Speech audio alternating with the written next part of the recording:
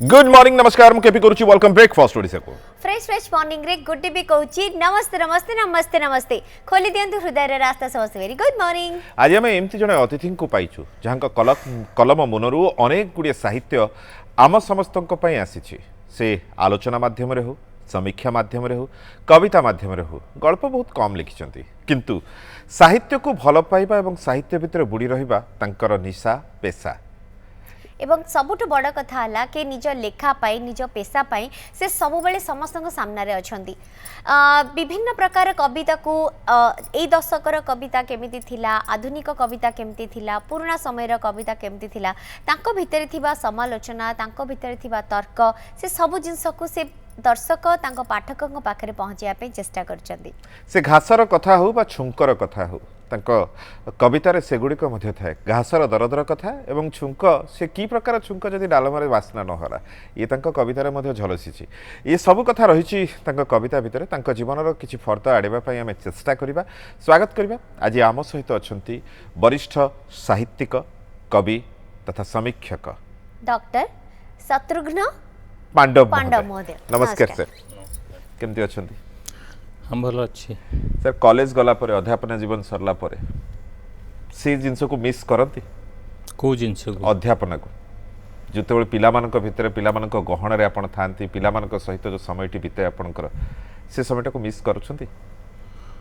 हाँ माने 36 वर्षर ये अभिज्ञता आज्ञा एणु बहु जगह बहु प्रकार अभिज्ञता अच्छी किंतु शेष पर्यायटा जोटा मु 16 वर्ष थी केन्द्रापड़ा संश्रेष्ठ महाविद्यालय रे पिलामानक सहित टिके अधिक जड़ित थी माने मो रूम रे मु बसी थाए जो लीजर टावर रे रूम खोला थाए पिला माने आसु थांती जाउ थांती ए बहु पिला मो सहित संपर्कित माने प्रत्येक वर्ष 30-40 पिला मेमोरी भितर अच्छंती परे से माने चिठी पत्र उठीगला मोबाइल किसी किसी अच्छंती से माने जोगाजोग करती विभिन्न अकेजन से माने विश पठाती कई जोड़ी के रही प्राय 15-20 वर्ष धरिकी पिला माने जोड़ी के रही अन्य जो जगार थी से आमर मोबाइल नामक जिनस विकसित हो नाला स्मार्टफोन आसी नाला स्मार्टफोन पाखापाखि 2000 मसीहा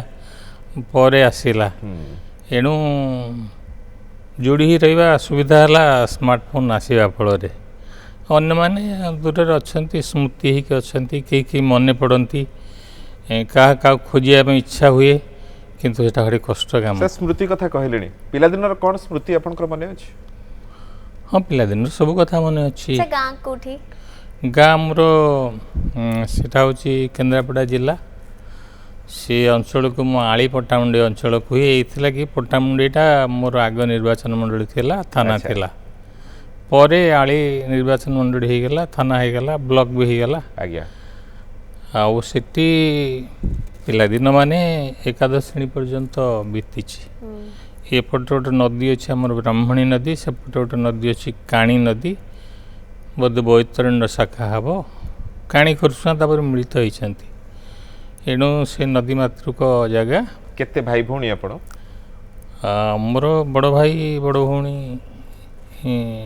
थिले बड़ भौणी मोठू 20 वर्ष खंड बड़ मो भाई बोधे 13-14 वर्ष बड़ चली गले बहुत दिन रु भाई बोधे हाँ भाई बोधे चली गले 96 रु अच्छा बड़ भौणी ता आगु चल जाइछंती। तो दुष्ट होतले सर सानो जेतु बहुत गेला होतले? नहीं नहीं दुष्ट बहुत है नहीं दुष्ट है नहीं बहुत माड़ खाइछन थे नहीं माड़ खाई नहीं सुधार थी तथापि कोटी पाटिगोल करते आर पक्षर भूल थी भी मो बो मते आकट करे दरकार हेले भी माड़ गोटे बोर गेला थिले तले आपण? हाँ बोर गेला थिले। डॉक्टर सुशांत अछंती हम सहित बलांगीर सुशांत कुमार पंडा नमस्कार। नमस्कार आज्ञा सर।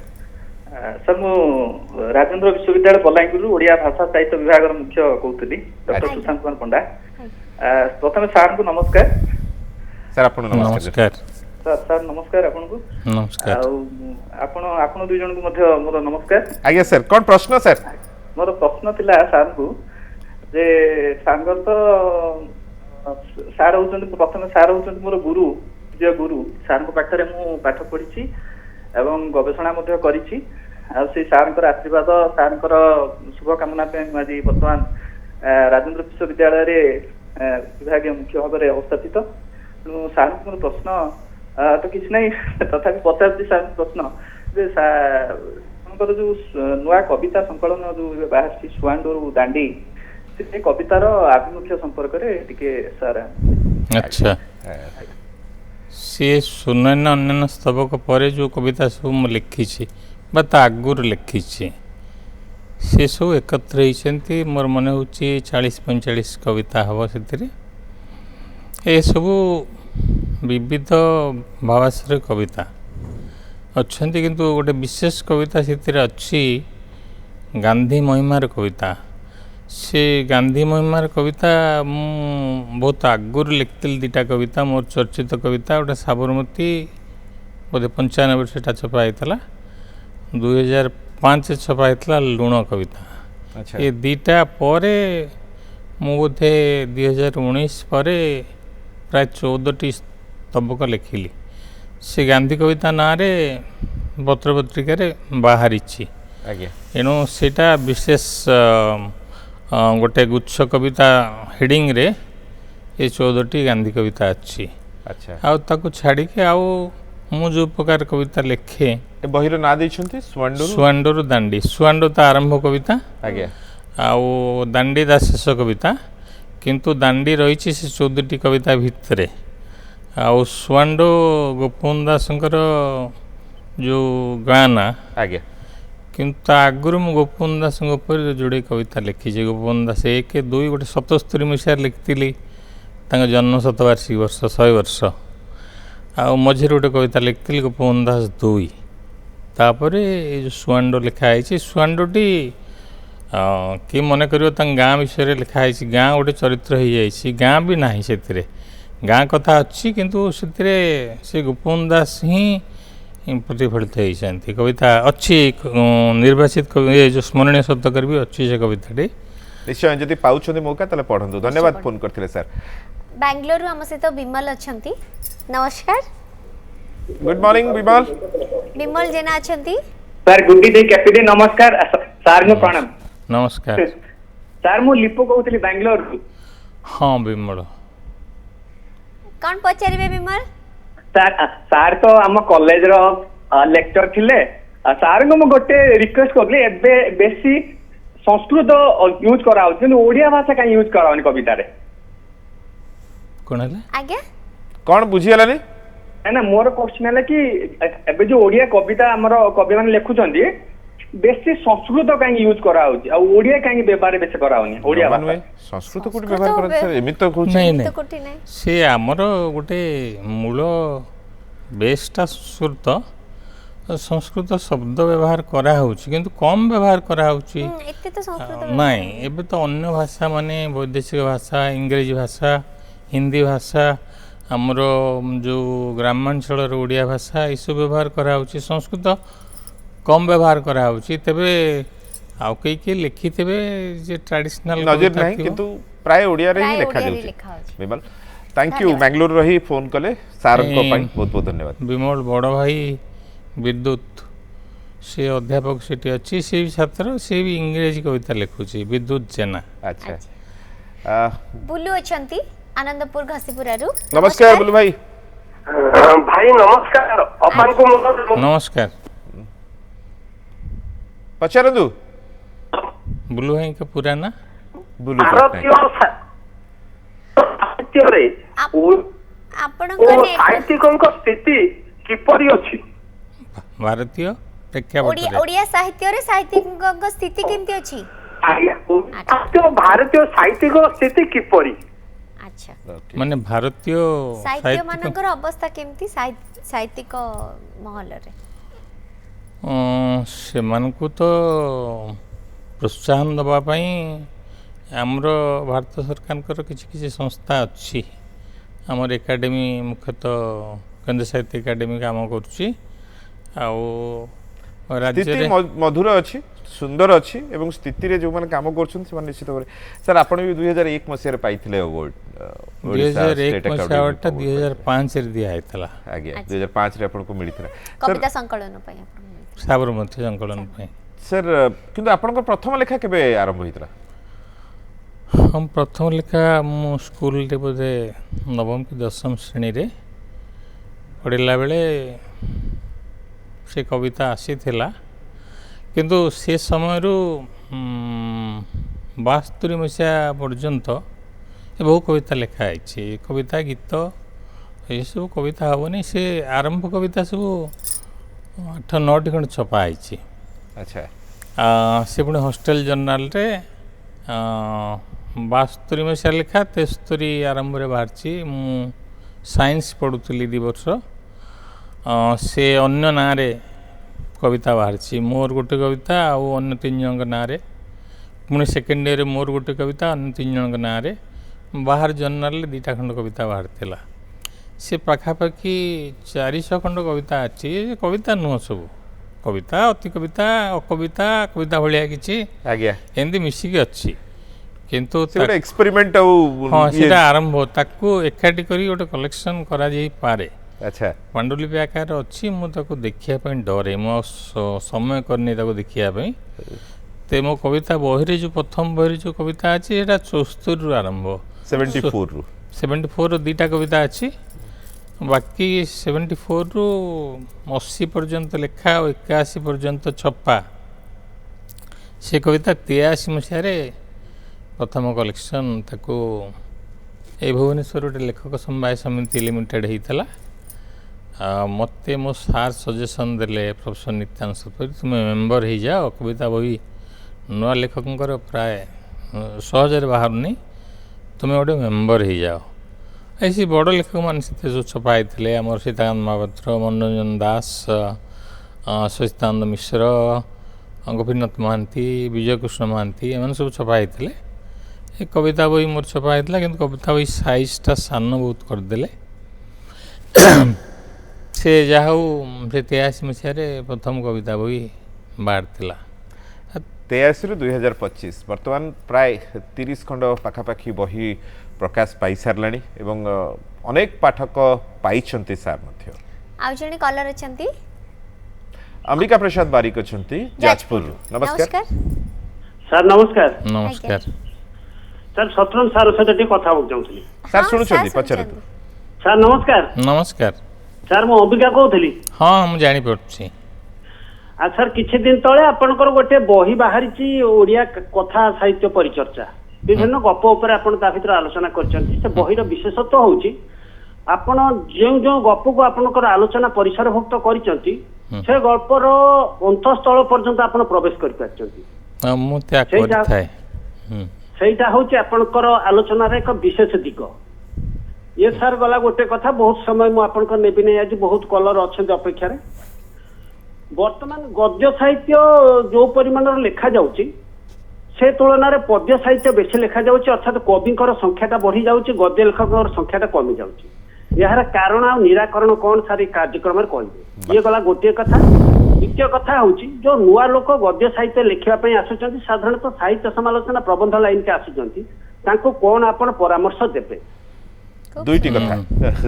ଧନ୍ୟବାଦ ସାର୍, ବଢିଆ ପ୍ରଶ୍ନଟି ପଚାରିଛନ୍ତି। ଗଦ୍ୟ ସାହିତ୍ୟ କହିଲେ ଗଳ୍ପ ଉପନ୍ୟାସ ବି କଥା ବୁଝଉଛି, ଆଜ୍ଞା ଆଉ ତାକୁ ଛାଡ଼ିକି ପ୍ରବନ୍ଧ ସମାଲୋଚନା କଥା ବୁଝଉଛି। ଗଳ୍ପ ଉପନ୍ୟାସରେ ଗାଳ୍ପିକଙ୍କ ସଂଖ୍ୟା କମ୍ ନୁହଁ, ଗାଳ୍ପିକଙ୍କ ସଂଖ୍ୟା ଅଛନ୍ତି ଠିକ୍, କିନ୍ତୁ ଉପନ୍ୟାସ ଲେଖକ ବହୁତ କମ୍ ବାହାରୁଛନ୍ତି।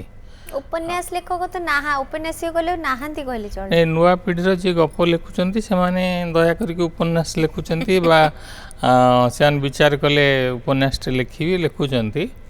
ସେମିତି ଖାଲି ଉପନ୍ୟାସ ଲେଖକଙ୍କ ସଂଖ୍ୟା ବୋଧେ କମ୍।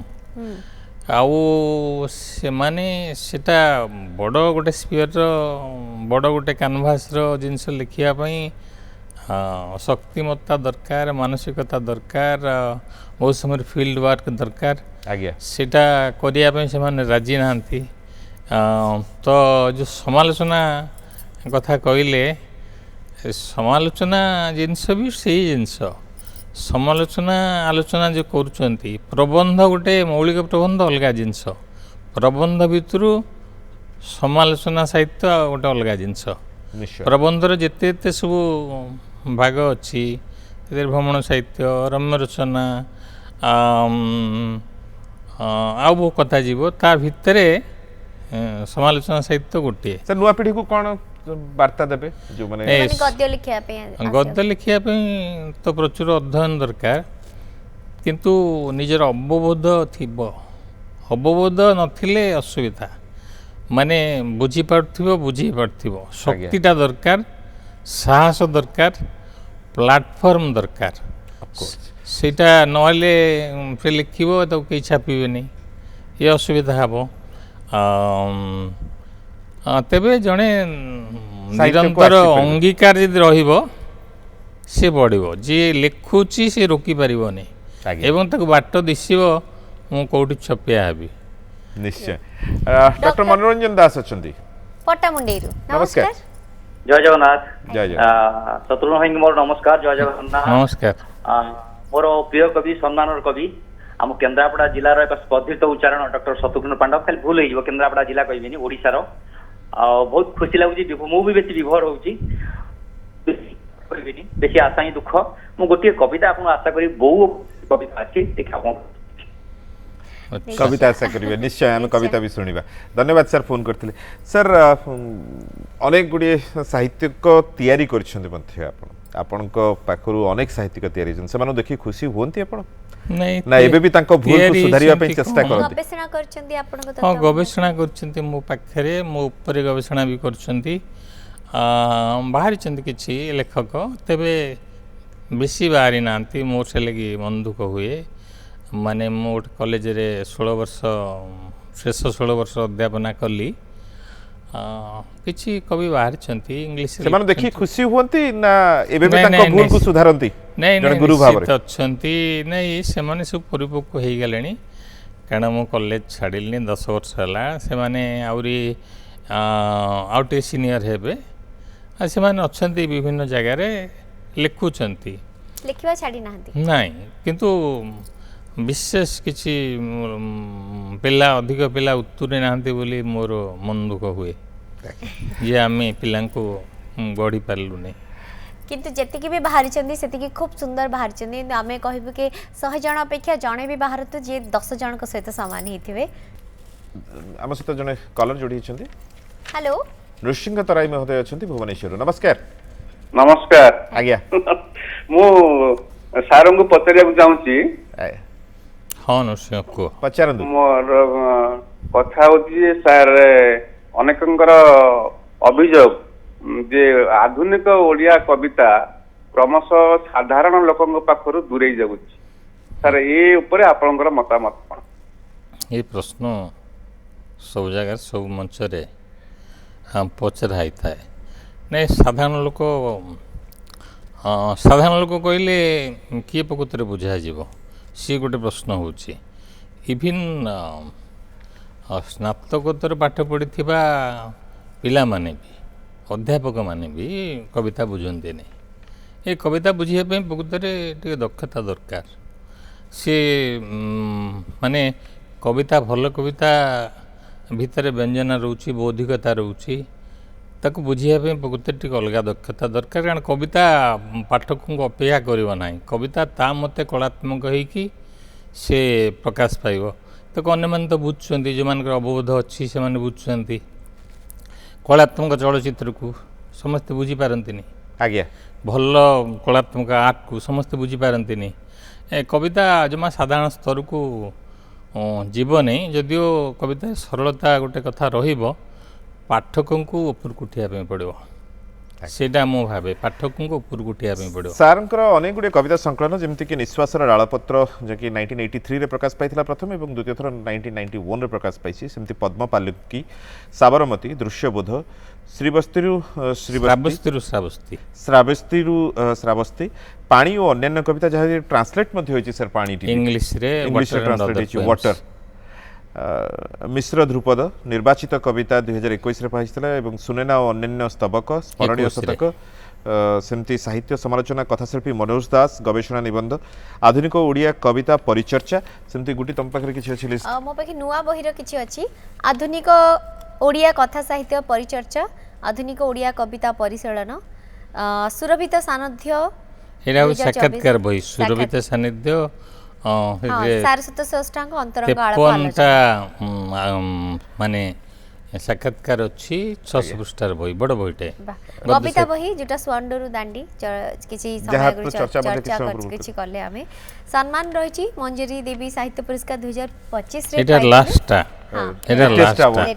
लेटेस्ट अवार्ड तेमति अन्य बही रहिछि सर आपण समालोचना ई सब समीक्षा करिबा कथा भी कहिछि बहुत आपण सेरा कोन लागु छी कि आपण को ନାଇଁ पाठकଙ୍କ पाखु बेसी ପ୍ରକୃତ ପକ୍ଷରେ କ'ଣ ହେଇଛି କି ଆମେ ଅଧ୍ୟାପନା କରୁଛୁ आज्ञा ଅଧ୍ୟାପନାରେ ସାହିତ୍ୟ ପଢ଼ଉଛୁ ବିଭିନ୍ନ ବିଷୟ ଆଧୁନିକ ପ୍ରାଚୀନ ସବୁ ପ୍ରକାର ପଢ଼ଉଛୁ ଗଳ୍ପ କବିତା ମାନେ ଆମେ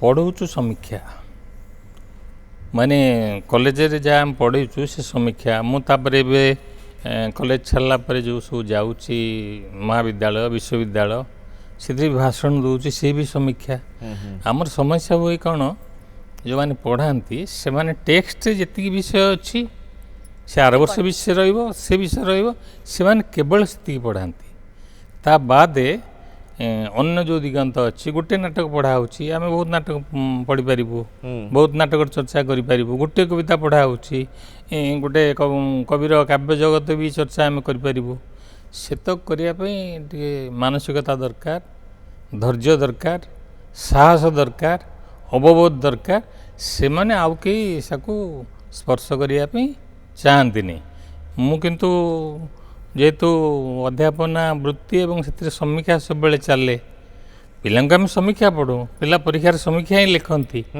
ଏଣୁ ସମୀକ୍ଷା ସହଜାତ ଭାବରେ ମୋ ପାଖରେ ରହିଯାଇଛି ଏଣୁ ବେଳୁ ଅଧ୍ୟାପନା ସହିତ ଅଧ୍ୟାପନା ଆଗରୁ ବି ସମୀକ୍ଷା ଥିଲା କିନ୍ତୁ ସମୀକ୍ଷା ରହିଯାଇଛି ସମୀକ୍ଷା ମୋତେ ଛାଡ଼ିକି ଯାଇନି सर बाहागर केते वर्ष हेगलानी ହଁ ବାହାଘର ହେଇଗଲାଣି 1982 ରୁ अच्छा 82 रे बाहागर 83 रे बही प्रकाश ହଁ ବହି 81 ରେ ଗଲାଣି ମାନେ ଛପା ହେବା ପାଇଁ। ବିଚାର ପାଇଁ ଯାଇଥିଲା अच्छा ସେ ଲେଖକ ସମବାୟ ସମିତି ଲିମିଟେଡ଼ଟା ପାଣ୍ଡୁଲିପି ନେବ ତାପରେ ତାଙ୍କର ବିଚାରକ ବିଚାର କରିବେ ତାପରେ ଛପା ହେବା ପାଇଁ ଦିଆହେବ ସେ 2 ବର୍ଷ ହେଇଗଲା 81 ରୁ पुओ झियो कोन ମୋର ଝିଅ ସବୁ से माने भी लिखंती ନାଇଁ ଜଣେ ଲେଖିବା ପାଇଁ ଚେଷ୍ଟା କରୁଥିଲା ସେ ଇଞ୍ଜିନିୟରିଂ ପଢ଼ିଲା ସେ ଅଛି ପ୍ରଫେସର ଅଛି ଇଞ୍ଜିନିୟରିଂ କଲେଜରେ ବେଙ୍ଗାଲୁରୁରେ ସେ ଲେଖାଲେଖିରୁ ଗୋଟେ ପ୍ରକାର ଅପସରିଗଲା ଆଉ ମୁଁ ଆଉ କାହାକୁ ବାଧ୍ୟ କରିପାରିବିନି ପିଲାମାନେ ସବୁ ସାଇନ୍ସ ପିଲା ସବୁ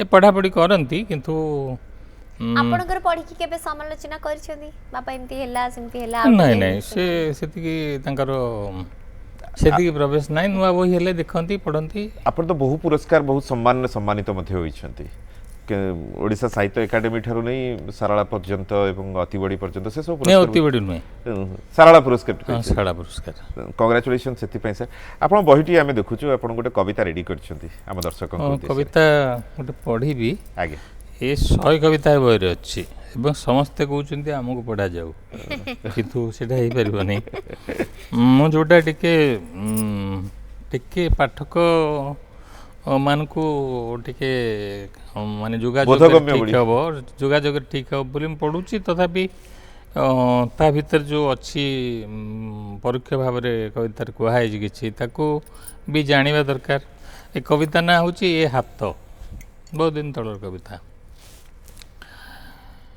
କେଡ଼େ ନିରୀହ ନିରପରାଧ ଏ ହାତ ଜନନୀ ଜଠରୁ ବାହାରିଲା ବେଳେ ତା ଦିଶୁଥିବ କେତେ ମୁଲାୟମ ଲୁତପୁତ ଲାଲ ଟୁକ୍ ଟୁକ୍ ସିଲଟରେ ମଡ଼ାଇଲା ବେଳେ ମା ରମା ରବର ଆଉ ପ୍ରଭୁଙ୍କୁ ପ୍ରାର୍ଥନା କଲାବେଳେ ଲାଗୁଥିବ ତା ଯେମିତି ଯୋଡ଼େ ଛଳ ଛଳ ବିମୁଗ୍ଧ ଆଖି ଦିନେ ବି ଲେଖିଥିବ ସୁନ୍ଦର ଅକ୍ଷରର କୁହୁକରେ ପ୍ରେମପତ୍ର ଭିକ୍ଷାସୀର ପାତ୍ରରେ ଅଜାଡ଼ିଥିବ ଅକୁଣ୍ଠରେ ଦାନ ଦକ୍ଷିଣା ସୁନା ରଙ୍ଗର ଫସଲ କାଟିଲା ବେଳେ ଦିଶୁଥିବ ସତେକି ଦାଉ ଦାଉ ସୁନା ବାଉଁଶ ଡାଙ୍ଗର ବଂଶୀକୁ ଧରି ପଥରର ଚାନ୍ଦିନୀରେ ତୋଳିଥିବ ଦରଦଭରା ମୂର୍ଚ୍ଛନା ଯେଉଁ ହାତ ତାରି କଥା ତ କହୁଛି ଆଜି କେମିତି ଦିଶୁଛି ଏତେ ଅପରିଚିତ ଅପରିଚ୍ଛନ୍ନ ଟାଁସା ରୁକ୍ଷ ଜାଣେ ସେ ଆଜି ଦେବ ଆସ୍ଥାନରେ ବସି ପ୍ରସ୍ତୁତ କରୁଛି ବିଷ ଅସ୍ତ୍ରକୁ କରୁଛି ଶାଣ ବେକ ଚିପିବାକୁ ଫାଶକୁ ମସୃଣ, ପେଟ୍ରୋଲ ଢାଳିଲା ବେଳେ ରେଳ ବଗିରେ ବିଛାଇଲା ବେଳେ ମାଇନ୍ ଫିଙ୍ଗିଲା ବେଳେ ବୋମା, ନିଜର ଜନନୀ ପରିକା କାହାର ଜଠରକୁ ବିଦ୍ଧ କଲା ବେଳେ ଅସ୍ତ୍ରରେ ସେ ଥରି ଉଠେ ନାହିଁ ଜମା। ଏ ଦେହରୁ କେବେଠୁ ବାହାରି ଗଲାଣି ଏ ହାତ, ଯାହାର ଗୋଟିଏ ମୁଦ୍ରାରେ ଝରି ପଡ଼ିଥାନ୍ତା କେତେ ବରା ଭୟ କରୁଣା, ସେ ଆଜି ନିଆଁ ହୋଇ କୁହୁଳୁଛି, କେବେଠୁ ଭୁଲିଗଲାଣି ପ୍ରାର୍ଥନାର ମୁଦ୍ରାମାନ, ଜଣାଣର ଲଳିତ କଳିତ ଧାଡ଼ିମାନ। ସେ କ'ଣ ଜାଣେ ନା ଯେ ସେ ଆସ୍ତେ ଆସ୍ତେ ଛିଡ଼ି ଯାଉଛି, ପଚି ଯାଉଛି, ତାକୁ ଏ ଦେହରେ ଖଞ୍ଜିବାକୁ ହାୟ କେମିତି ଅଚଳ ହୋଇଯାଇଛି ଏଠି ଅବଶିଷ୍ଟ ଅଛି ଯେତେ ହାତ, ହାୟ କେମିତି ଅଚଳ ହୋଇଯାଇଛି ଏଠି ଅବଶିଷ୍ଟ ଅଛି ଯେତେ ହାତ। ବାহ, ସୁନ୍ଦର ଅଛି sir। ଏକ ହାତ। ସେଇ Sir- ହାତରେ କଲମକୁ ବସ କରିକି ଆମ ସାହିତ୍ୟିକ ମାନେ ଏତେ ସୁନ୍ଦର ସୁନ୍ଦର ଶବ୍ଦ, ଏତେ ସୁନ୍ଦର ସୁନ୍ଦର ଲେଖା ଆମ ସମସ୍ତଙ୍କ ପାଇଁ ଆଣିପାରନ୍ତି। सर व्हाट्सएप रे डॉक्टर रमाकांत नायक भद्रक रु लिखिछन आपण पई जय श्री जगन्नाथ शत्रुघ्न सर को मोर प्रणाम। भद्रक रे सर को सह मु मिसिची, मु आपण को कवितार चित्रकल्प गुडी को पढ़ी मंत्रमुग्ध होई जाय। गोटिए कथा मु जानिबा को चाहे, एबे एबे ओडिया साहित्यर मौलिकता ओडियात्व बंची रहिछि की? गोटे समस्या होची आमर जो नुआ पीढ़ीर कवि माने से माने आम परंपरारू काव्य परंपरारू एवं परंपरारू विच्छिन्न, आम परंपरा संपर्क रे तांकर विशेष किसी प्रवेश नहीं कि भल पाइबा नहीं, आम काव्य परंपरा को से माने जानते नहीं।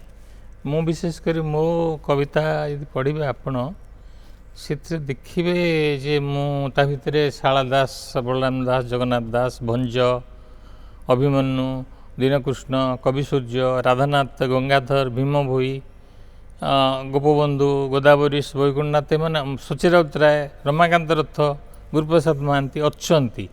मो कविता पढ़ले जड़े जानव जे ऋण ग्रहण सूत्र एमानठू ये धार आनी आगे एवं ये परंपरार पिला, ये परंपरार लेखक, किंतु सेटा को से माने नुआ किछ करिया पे चाहती, एणु परंपरार से माने छिन्नमूल हो जाउछंती। अच्छा सर ओडिया तो जो बंची नाही, बंची कि नाही संकट रे पड़ुछि, संकट पड़छि। सर आपण को बाबू जटणी रु लिखिछंती, आपण को अनेक अनेक शुभेच्छा। आपण को जानि छी, आपण को टीवी रे देखि खुशी लागुछि।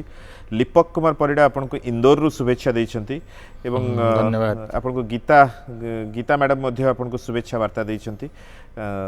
सर आपण मो कवितार समीक्षा करथिले, सर आपण को अनेक अनेक शुभेच्छा। गीता सडंगी। अच्छा सर रागंती आपण? हाँ बेले बेले रागे, पिलाଙ୍କ ଉପରେ ନା ଘରେ? हाँ बेले बेले मु रागी जाए। ଏବେ ସେତିକି ରାଗୁଛନ୍ତି ଆଉ? हाँ चिड़ुची बेले बेले मो मुताबक कथा न घटिले मु चिड़े।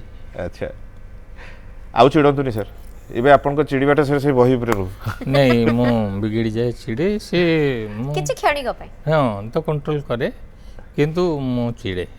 तो आपणकर एमती लेखा सार आसुथाउ, आपणकर जो परिश्रम रही, जो समीक्षा समालोचना सबू छात्र छात्री मान पाखे पहुँचब, अनेक पाठक पाठिका आपण तैयारी करथांतु। समय देले सर बहुत बहुत धन्यवाद। धन्यवाद सर, बहुत बहुत धन्यवाद सर। आज तो आम सहित थे डॉक्टर शत्रुघ्न पांडव महोदय। एमती अनेक अतिथि अच्छा जे आम काउथरे बसीपारे से विषय आपण मैंने आमको जन पारे। स्क्रीन ने जो नंबर अच्छे आप जानी पारे, आउ देखुथिबे ब्रेकफास्ट ओडिशा एवं निश्चित आमको कमेंट और फीडबैक जनइबे only on news 7। Thank you very much, bye bye.